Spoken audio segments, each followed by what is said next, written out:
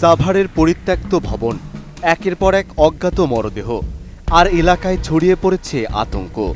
গত কয়েক মাস ধরে এই রহস্যজনক হত্যাকাণ্ডগুলো সাভার জুড়ে চাপা আতঙ্ক বিরাজ করছিল। কে করছে এই খুন, কেনই বা হচ্ছে এমন নৃশংসতা? সেই প্রশ্নের কোনো উত্তর মিলছিল না। তবে শেষ পর্যন্ত সেই রহস্যের পর্দা উন্মোচন করেছে পুলিশ।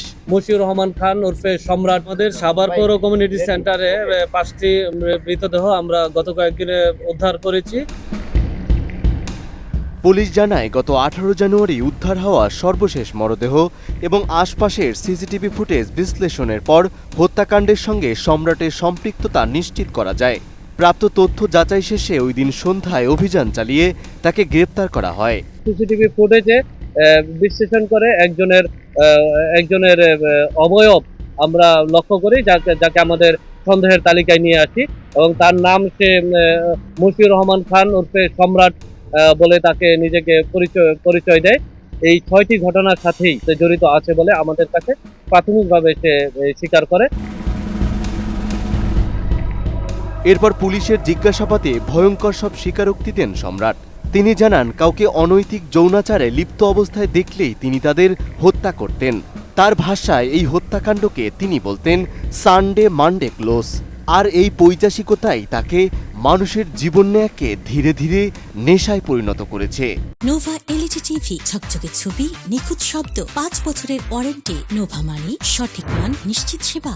এই মেয়েটা আয়শা দেখে এনে শুয়ে থাকে। তদন্তে আরও জানা যায়, মশিউর রহমান তার প্রকৃত নাম নয়। পরিচয় গোপন রাখতে তিনি ছদ্মনাম ব্যবহার করতেন এবং তার বাড়িও সাভারে নয়। পুলিশের ধারণা, অন্য এলাকায় অপরাধ সংগঠনের পর আত্মগোপনের জন্য সাভারে এসে ভবঘুরে জীবন বেছে নেন তিনি। তার প্রকৃত পরিচয় শনাক্তে কাজ করছে পুলিশ। দখল বেঁধে এখানে থাকি।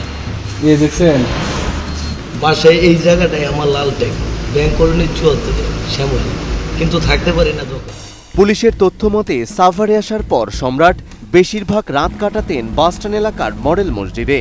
2025 সালের 4 জানুয়ারি আসমা বেগম নামে এক বৃদ্ধাকে হত্যার পর তিনি সাভার পৌর কমিউনিটি সেন্টারের পরিত্যক্ত এই ভবনে আশ্রয় নেন।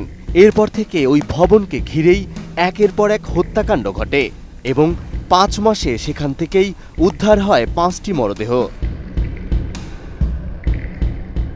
এ বিষয়ে সাভার থানার ওসি হেলাল উদ্দিন জানান, সম্রাট মানসিকভাবে পুরোপুরি পাগল নন, তবে দীর্ঘদিন অতিরিক্ত মাদক সেবনের কারণে তার আচরণে মারাত্মক বিকৃতি ঘটেছে। এমনকি হত্যাকাণ্ডের সময় তার মধ্যে কোনো অনুশোচনা বা ভয় কাজ করত না। মানে ওর ভাষায় হচ্ছে যেটাকে ও শেষ করে এটাকে 34 বলে ওর ভাষায়। মেহেদী হাসান, ATN নিউজ।